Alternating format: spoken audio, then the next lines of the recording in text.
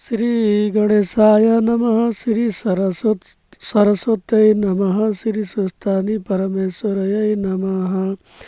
श्री स्वस्थानी देव्यै नमः। मुकुन्द प्रसाद पौडेल युट्युब च्यानलबाट माघ मास महात्म्य अन्तर्गत श्री स्वस्थानी व्रत कथा श्रवण गर्दै आइरहेका छौँ। अबका स्वस्थानी व्रत कथाहरू क्रमिक रूपमा वाचन गर्दै जानेछौँ। श्री स्वस्थानी जगदीश्वरीले हामी सबैलाई कृपा गर्नुहुनेछ। स्वदेश तथा विदेशमा रहेर स्वस्थानी व्रत गरेर वा नगरी श्री स्वस्थानी व्रत कथा श्रवण गर्दै श्री स्वस्थानी जगदीश्वरीको कथा घर परिवारका सबैजना आमा बुवा दाजुभाइ तथा दिदीबहिनीहरू छोराछोरी नाति नातिनाहरू भेला भएर श्रवण गरिराख्नु भएको सम्पूर्ण महानुभावहरूमा मेरो युट्युब च्यानलबाट हजुरहरू स्वस्थानी कथा श्रवण गरिरहनु भएको छ भने पनि म धेरै धेरै धन्यवाद दिन चाहन्छु र श्रवण गरिरहनु भएको छ भन्ने समेत विश्वास लिएको छु। श्री स्वस्थानी जगदीश्वरीको कृपा, श्री माधव नारायणको कृपा, श्री महादेवको कृपा हामी सबैमा रहोस् भन्दै आउनुहोस् अब पुष्पाञ्जली श्रवण गरौँ। श्री गणेशाय नमः। श्री सरस्वत्यै नमः। श्री स्वस्थानी परमेश्वरयै नमः। अब कथा सुरु गर्नु अघि गरिने स्तुति अर्थात् प्रार्थना वा भनौँ पुष्पाञ्जली। यसको लागि श्री स्वस्थानीको कथा पढ्नु अघि पुस्तकमा यहाँहरूले घरमै बसेर पुस्तक वाचन गरिराख्नु भएको छ भने नैवेद्य फल चढाएर कथा भन्ने र सुन्ने सबैले अञ्जुलीमा चन्दन अक्षता र फुल लिई हात जोड्नु पर्दछ र कथा भन्नेले तलको पुष्पाञ्जली मन्त्र पढ्नु पर्दछ। आउनुहोस् अब लागौँ पुष्पाञ्जली श्रवण गर्नतर्फ।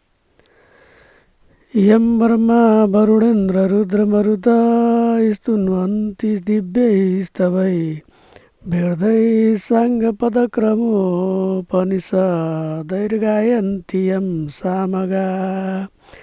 ध्यानावस्थिता तदगतेन मनसा पश्यन्ति यं योगिनो यस्यान्तं न विदुषुरासुरगणा देवाय तस्मै नमः।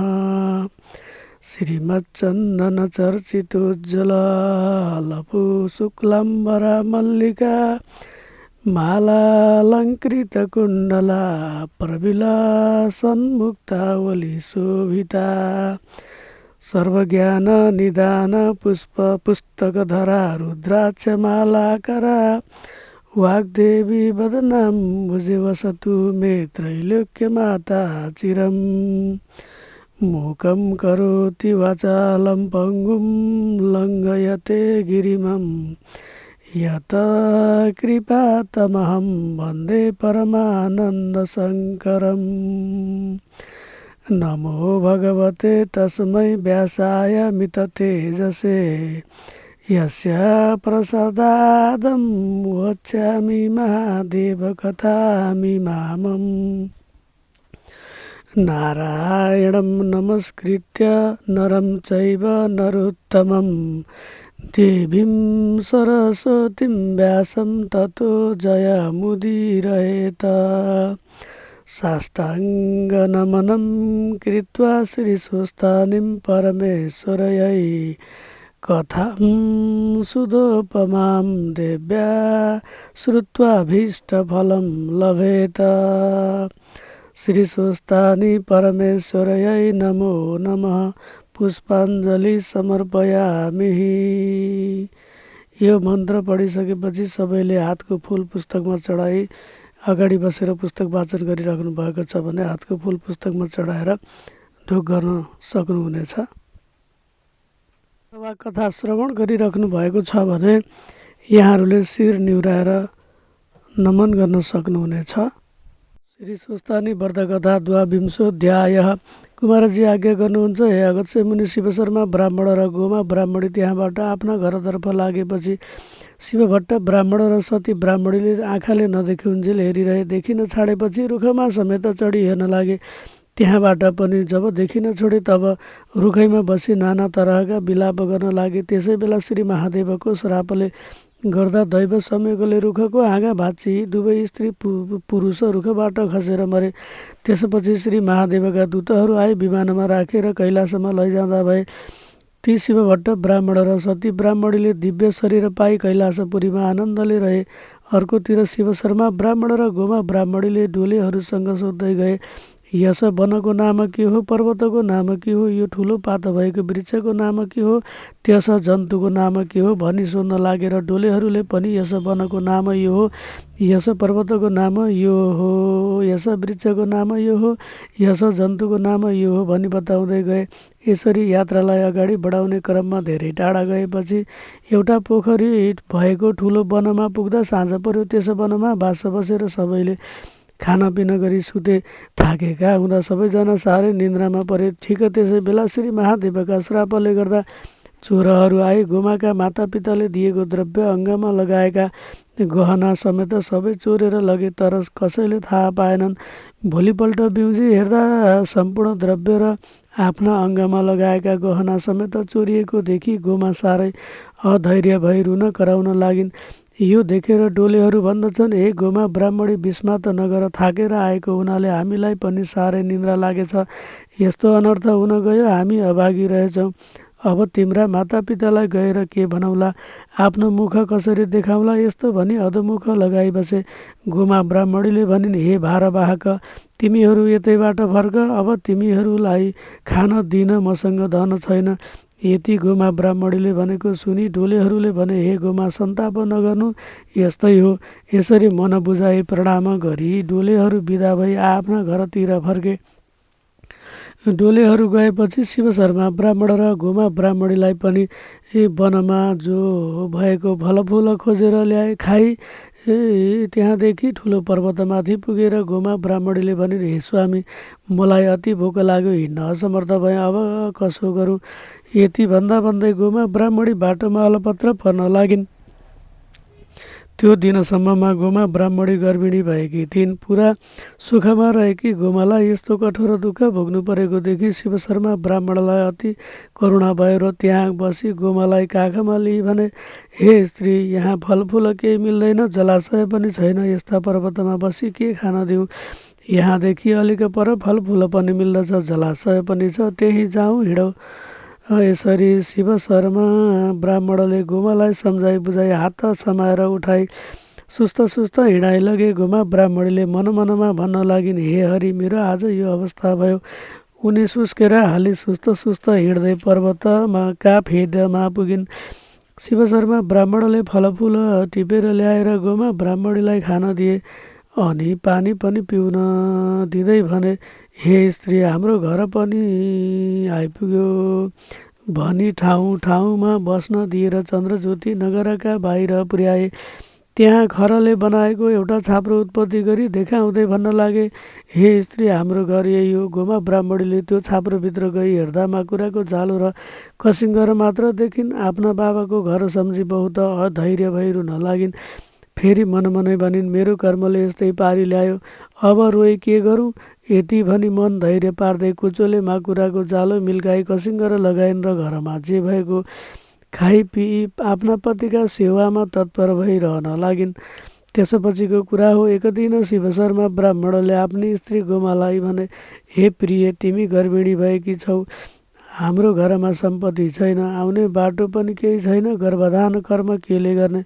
सुत्केरी भएपछि के खर्च गरौँला? यस अर्थले म परदेश गई कसैसित केही मागी ल्याउँछु। तिमीले आफ्नो शरीरको राम्ररी हेरचाह गर्नु, शोक सन्ताप नलिनु। शिवशर्मा ब्राह्मणको वचन सुनि गोमा ब्राह्मणीले भनिन्, हे स्वामी, मलाई यस्ता ठाउँमा एक्लै छोडी कहाँ जाने कुरा गर्नुहुन्छ? म स्त्री जातिले के गरौँला? के खाइ पिइरहँला? मलाई कसले के देला? फेरि तपाईँ वृद्ध भएकालाई एक्लै कसरी पठाउँ? यहाँ यजमान छेउ गई जे मागेर ल्याई सञ्चय गरौँला। जाने कुरा नगर्नु हवस्। गोमाको कुरा सुनेर शिवशर्माले भने, हे प्रिय, ब्राह्मणको कर्म नगरी हुँदैन। 1 महिनामा आइपुग्नेछु। त्यो समयसम्मलाई खान नपुगे चन्द्रज्योति नगरमा मेरा यजमानहरू छन्। तिनीहरूका घरमा गई भिक्षा मागी ल्याएर खानु। गोमा ब्राह्मणीले ठुलो कष्टले हवस भनी मन्जुरी गरिन् र शिव शर्मा ब्राह्मण भिक्षा माग्न भनी परदेशतिर हिँडे। 2 दिनको बाटो हिँडेर गङ्गाका तीरमा ऋषिका आश्रममा पुगे। त्यस आश्रममा वृद्ध अवस्था भएका ब्राह्मण र ब्राह्मणीलाई देखे। शिव शर्माले गङ्गामा स्नान गरी ती वृद्ध ब्राह्मण छेउ गई भन्न लागे, हे ब्राह्मण देव, मलाई नित्य पूजा गर्न केही फलफुल दिनुहोस्। वृद्ध ब्राह्मणले सोधे, तिमी को हौ, कहाँदेखि आयो? शिव शर्माले भने, म चन्द्रज्योति नगरको शिव शर्मा नाम गरेको ब्राह्मण हुँ। घरमा ब्राह्मणी गर्भवती छ, गर्भधान कर्म गर्नलाई भिक्षा माग्न भनी आएको हुँ। शिव शर्माका यस्ता कुरा सुनि ती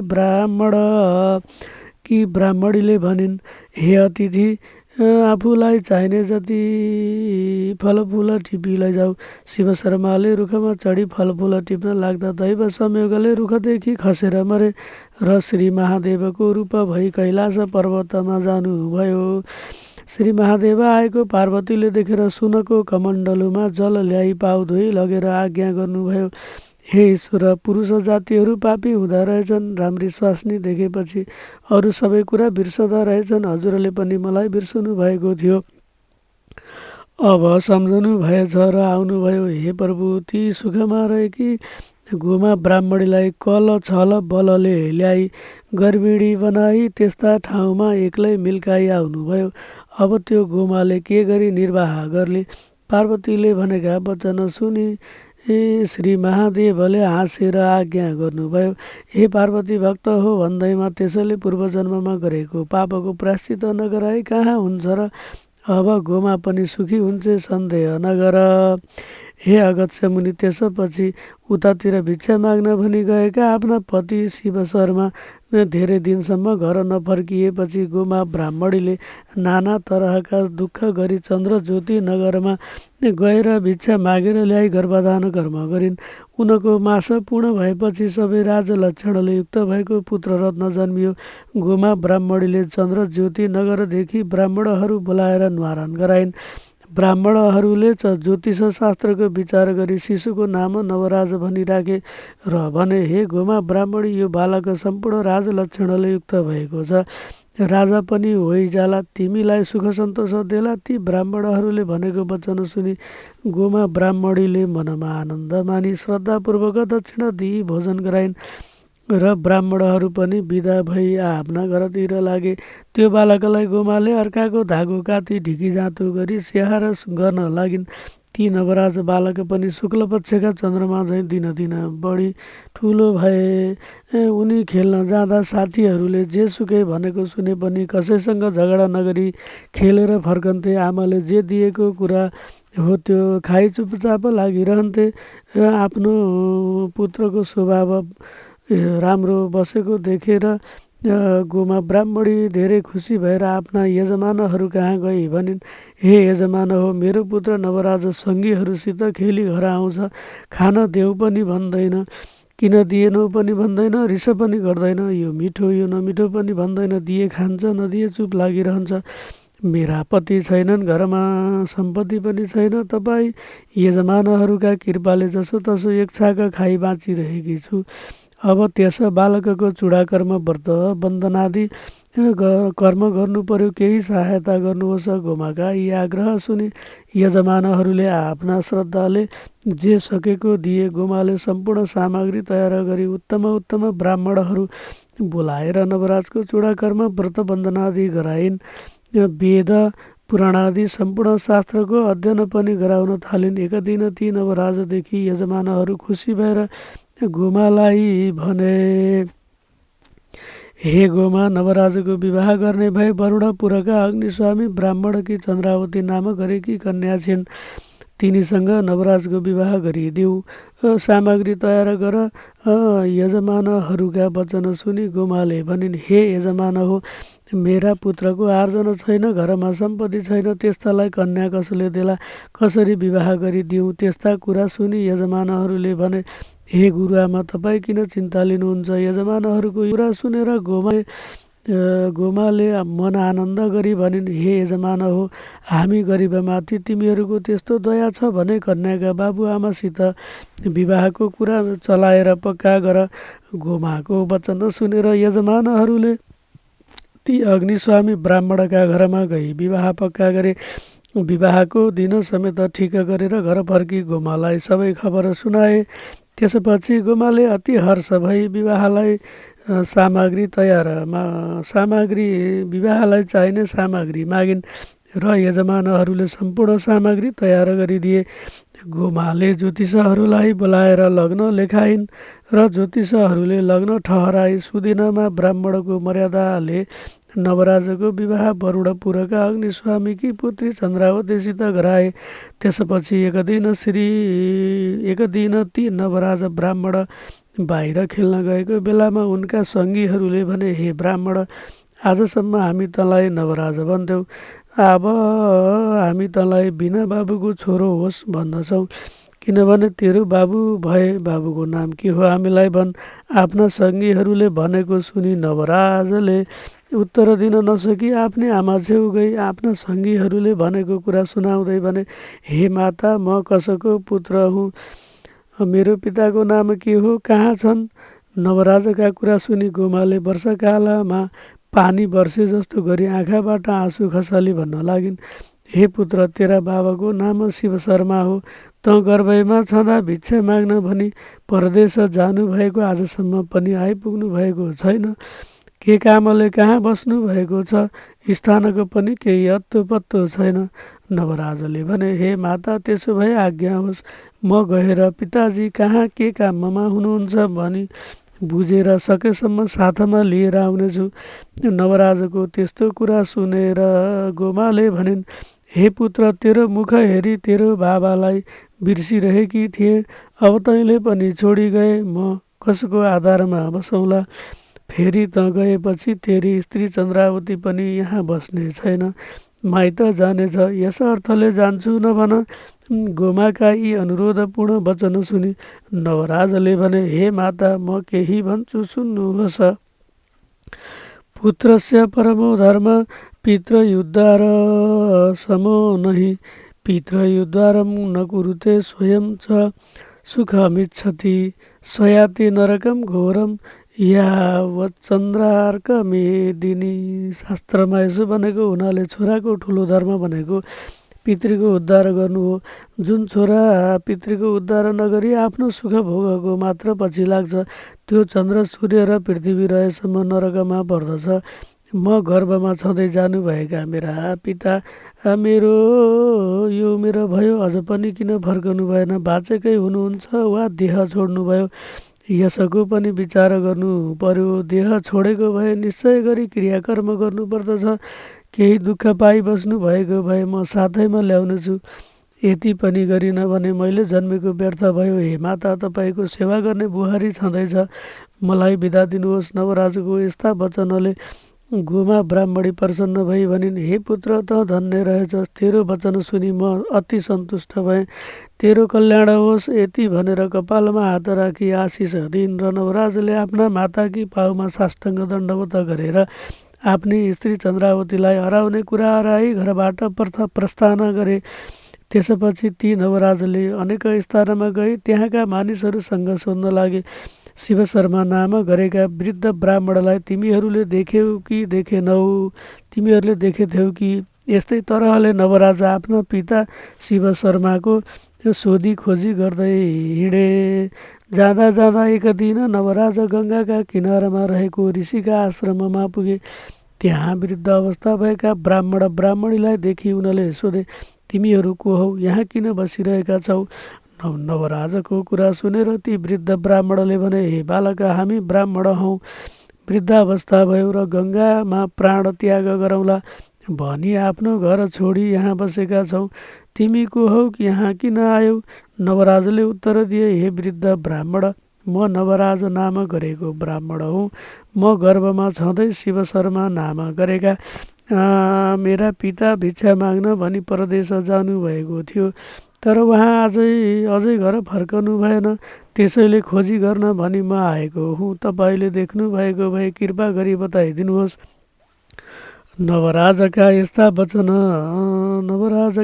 वचन सुनेर वृद्ध ब्राह्मणले भने, हे नवराज, भिक्षा माग्न आएका चन्द्र ज्योति नगरका शिव शर्मा नामा गरेका वृद्ध ब्राह्मणलाई हामीले देखेका थियौँ। यहाँ आई आफ्नो नित्य पूजा गर्नलाई फुल टिप्न त्यस रुखमा चढेका थिए, तर अचानक त्यस फुलको बोटको हाँगो भाँचियो र रुखदेखि खसी मरे। हाड त आजसम्म रहेकै होलान्। त्यहाँ गई हेर। नवराजले ती वृद्ध ब्राह्मणले भनेको सुनि तुरुन्त रुखमुनि हेर्न गए। त्यहाँ आफ्ना बाबाका हाडहरू देखेर आलाप बिलाप गर्दै भन्न लागे, हे पिता, मेरा निमित्त भिक्षा माग्न यहाँसम्म आउनुभयो र मेरो मुख पनि देख्न नपाई यस्ता वनमा रुखदेखि खसी स्वर्गारोहण हुनुभयो। यो खबर त मातासित कसरी भनौँ? यो खबर म मातासित कसरी भनौँला? फेरि माताले शोक गरी रुँदा कसरी बुझाउँला? यति भनी नाना तरहको शोक गरी भूमिमा परि रुन कराउन लागे। केही बेरपछि मनलाई धैर्य गरी सबै हाडहरू बटुली गङ्गामा लगेर संस्कार गरी ब्राह्मणका मर्यादाले 10 क्रिया गरे। त्यसपछि नवराजले विचार गरे, अब कता जाउँ? घर जाउँ भने सम्पत्ति छैन। यो खबर भन्दा आमाले शोक गरेको मात्र देख्नुपर्छ। यस अर्थले कोही राजाको सेवा गरी केही द्रव्य लिएर जाउँला। यस्तो सोच्दै नवराज कुनै एक सहरमा गएर राजाको सेवा गर्न लागे। इति श्री स्कन्द महापुराणे माहेश्वर खण्डान्तर्गत केदार खण्डे माघ महात्म्ये कुमार अगस्त्यं संवादे श्री स्वस्थानी परमेश्वरयै व्रतकथायां श्री शिव शर्मा परलोक गमनं नाम द्वाविंशोऽध्यायः। ओम श्री उमा महेश्वराभ्यां नमः। आउनुहोस् अब श्री स्वस्थानी व्रतकथाको अन्तिममा गरिने पुष्पाञ्जली प्रार्थना गरौँ। उपनयतु मङ्गलं मुवा सकल जगन्मङ्गलाय श्रीमान दिनकर किरण निवुदित नव नलिन दल निभेक्षण कृष्ण काले वर्षतुर्पर्जन्य पृथिवी सस्यशालिनी देशोऽयं क्षुभरहितो ब्राह्मणा सन्तु निर्भया अपुत्रा पुत्रिण सन्तु पुत्रिण सन्तु पौत्रिणः निर्धना सधना सन्तु जीवन्तु शरदां शतं तत्रैव गङ्गा यमुना च तत्र गोदावरी सिन्धु सरस्वती च तीर्थानि सर्वाणि वसन्ति तत्र एत्राच्युतोद्धारकथा प्रसङ्गः या कुन्देन्दु तुषारहार धवला या शुभ्रवस्त्रावृता या वीणा वरदण्डमण्डितकरा या श्वेतपद्मासना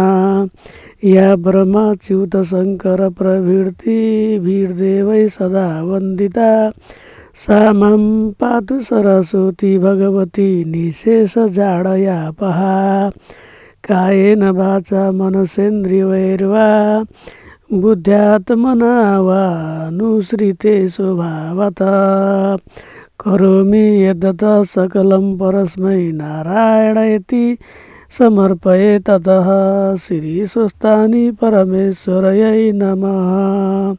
श्री स्वस्थानी देव्यार्पणम् अस्तु।